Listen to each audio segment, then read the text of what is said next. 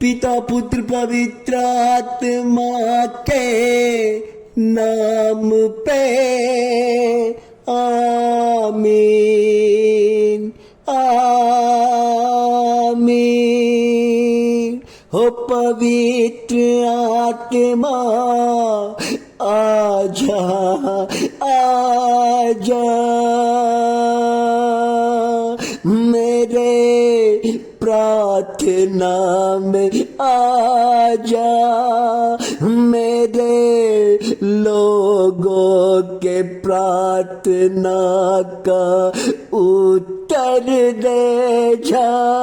हे प्रभु, हे प्रभु, मेरे लोगों के प्रार्थना का उत्तर दे जा। मेरे प्रार्थना में आजा परमेश्वर, आजा प्रभु जी, आजा। मैं पुकार रहा हूँ आज का सुबह परमेश्वर, मैं आपको प्रार्थना में पुकार रहा हूँ, क्योंकि आज का शीर्षक आपने कहा वचन सुनो, प्रभु यीशु का वचन सुनो तो तुम्हारे हर दुख दूर हो जाएंगे। प्रभु जी, आज मैं पुकार रहा हूँ परमेश्वर। प्रभु, आज मेरे लोग परमेश्वर बैठ के इंतजार कर रहे हैं आपका।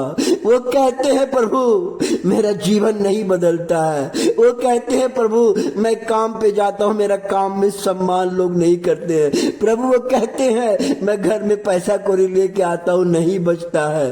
प्रभु, वो कहते हैं मेरे रिश्ते में जब देखो तो तनाव बना हुआ रहता है, मेरे रिश्ते सुलझते नहीं है।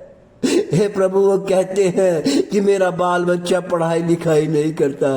प्रभु, वो कहते हैं कि मैं जहां जाता हूं मेरा काम नहीं बनता है। प्रभु, वो कहते हैं कि मैं कोर्ट कचहरी में केस लड़ते लड़ते थक गया हूँ।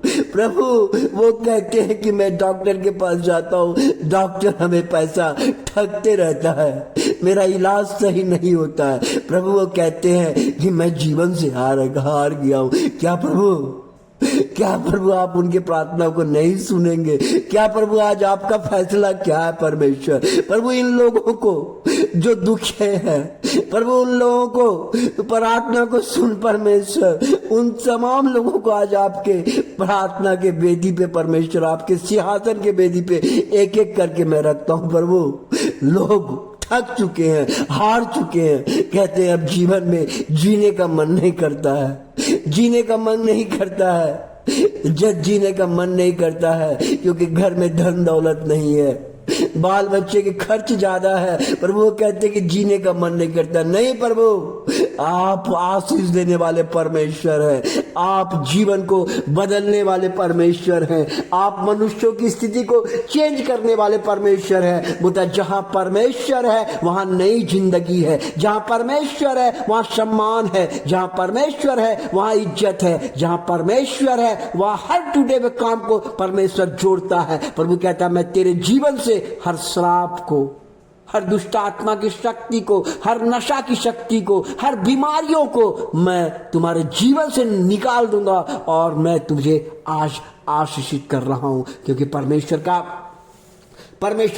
वचन इस प्रकार कहता है, परमेश्वर का वचन इस प्रकार कहता है, देखो मैं तुम्हें शक्ति देता हूं। परमेश्वर कहता है कि देखो मैं तुम्हें शक्ति देता हूं कि तुम सांपों और बिच्छुओं को कुचलो और शत्रु की सारी शक्ति के अधिकार करो। परमेश्वर कहते हैं तमाम शैतानिक शक्ति को, उनको तुम पैरों तले कुचलो और सांप बिच्छुओं को तुम पैरों तले कुचलो और शक्ति पर अधिकार करो। मैं तुम्हें शक्ति देता हूं क्योंकि सारी दुष्ट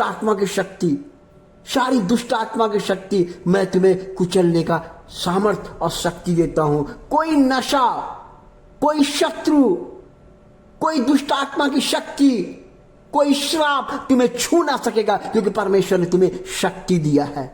परमेश्वर ने तुम्हें शक्ति दिया। अब तुम्हें कोई बहका नहीं सकेगा, अब तुम्हें कोई हिला नहीं सकेगा, अब तुम्हें कोई डरा नहीं सकेगा क्योंकि परमेश्वर ने कहता है कि मैं तुम्हें शक्ति देता हूं, मैं तुम्हें शक्ति देता हूं। और परमेश्वर का शक्ति आपको आशीषित करेगा।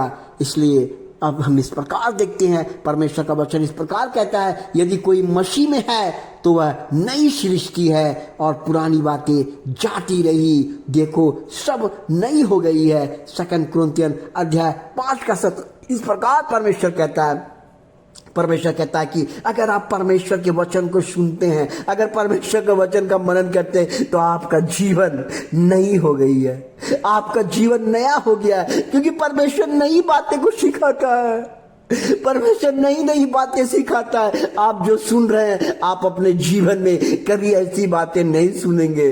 परमेश्वर का वचन सुनने से आपका जीवन नया होता है, आपका जीवन नया होता है, सृष्टि नया होता है, आपका आत्मा नया होता है।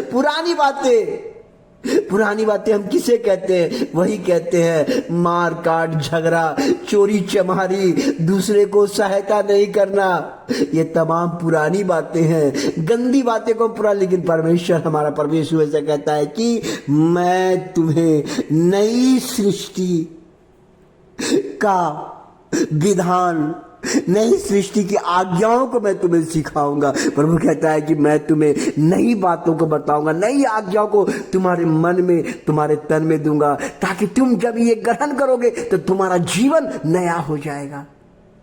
आपका सवाल हो सकता है कि नया जीवन कैसे होता है? नया जीवन का मतलब ये मत समझिए कि आप दोबारा जन्मेंगे। नया जीवन का मतलब कि आपके मन में नई काम करने की आशा।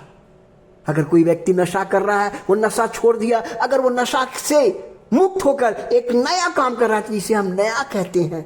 हर पुरानी बातों को छोड़कर नया जो ग्रहण करता है, उसे हम नहीं कहते हैं। प्रभु यीशु मसीह हमेशा नई बातों को सिखाते हैं। इसलिए प्रभु कहते हैं, हे बोझ से दबे हुए, हे बोझ से दबे हुए लोगों, मेरे पास आओ, मैं तुम्हें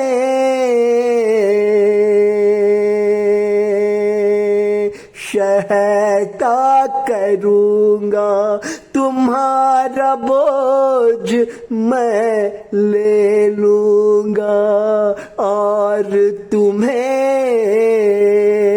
आशीषित करूंगा। प्रभु कहते हैं कि मैं तेरे बोझ को अपने पास ले लूंगा और तुम्हें मैं आजाद कर दूंगा, बोझ से आजाद कर दूंगा। बोझ का मतलब क्या होता है? बोझ का मतलब होता है हमारे शरीर का अकेलापन का बोझ, हमारे नशा का बोझ, हमारे परिवार में तरक्की नहीं का बोझ, हमारा परिवार शराब से घिरा हुआ, वो तमाम बोझ, हमें परेशानी का बोझ, दुख तकलीफ का बोझ, संसारिक कष्टों का बोझ को परमेश्वर कहते हैं कि मैं तुम्हें आजाद करूंगा, मैं तुम्हें शांति दूंगा। हे परमपिता परमेश्वर, हे शांति देने वाला पिता परमेश्वर, आज का वचन के लिए मैं आपको धन्यवाद देना चाहता हूं। प्रभु, हमारे लोगों को आशीर्वाद दीजिए, उन्हें अपने जीवन से प्रभु छुटकारा दीजिए परमेश्वर, क्योंकि जहां परमेश्वर है वहां शांति है, जहां परमेश्वर है वहां आजादी है। क्योंकि परमेश्वर हमेशा कहते हैं कि प्रार्थना में लगे रहो और धन्यवाद के साथ चौकसी करते रहो। हमेशा प्रार्थना करने के लिए परमेश्वर कहता है, प्रार्थना करो, हर बात में प्रार्थना करो, उठते प्रार्थना करो, बैठते प्रार्थना करो, चलते प्रार्थना करो, प्रार्थना करो। दानियल दिन में 3 बार प्रार्थना किया करता था, हमेशा कष्ट में भी, दुख में भी हमेशा प्रार्थना करता था। जब दुख में प्रार्थना करता था तो ईश्वर ने कहा, ये कैसा व्यक्ति है यार, मैं इसको कष्ट दे रहा हूं, फिर भी ये प्रार्थना करता है, चलो इसके जीवन को बदल दे। वो जीवन को बदल दिया, वो एक राज्य का प्रधानमंत्री परमेश्वर ने उसे बना दिया। लोग जब वो कहते थे, लोग आज्ञा मानते थे। परमेश्वर कहते हैं कि हमेशा प्रार्थना करो और धन्यवाद के साथ। प्रभु जी, मैं धन्यवाद करना चाहता हूं आज के जीवन के लिए, मैं धन्यवाद करना चाहता हूं आज के समय के लिए, मैं धन्यवाद करना चाहता हूं हमें प्रार्थना करने का बल शक्ति देने के लिए, मैं धन्यवाद करना चाहता हूं हमारे लोगों की प्रार्थना को सुनने के लिए। धन्यवाद पिता परमेश्वर, हर शैतानी शक्ति को कुचल दीजिए, नाश कर दे, हमारे लोगों को आजाद कीजिए। और शांति से भर दीजिए। यही मेरी दुआ और प्रार्थना। ये प्रार्थना आपके पावन चरणों में समर्पित करता हूँ, आपके सिंहासन में इस प्रार्थना को समर्पित करता हूँ। Hallelujah, hallelujah, hallelujah. पिता परमेश्वर, आज का प्रार्थना सुनने के लिए मैं आपको धन्यवाद करना चाहता हूँ। आज के दिन के लिए प्रभु जी मैं धन्यवाद करना चाहता हूँ। मेरे प्रार्थना में आने के लिए मैं धन्यवाद करना चाहता हूँ। और वचन सुने प्रभु यीशु के सारे जो आप कहे दुख दूर कर देंगे।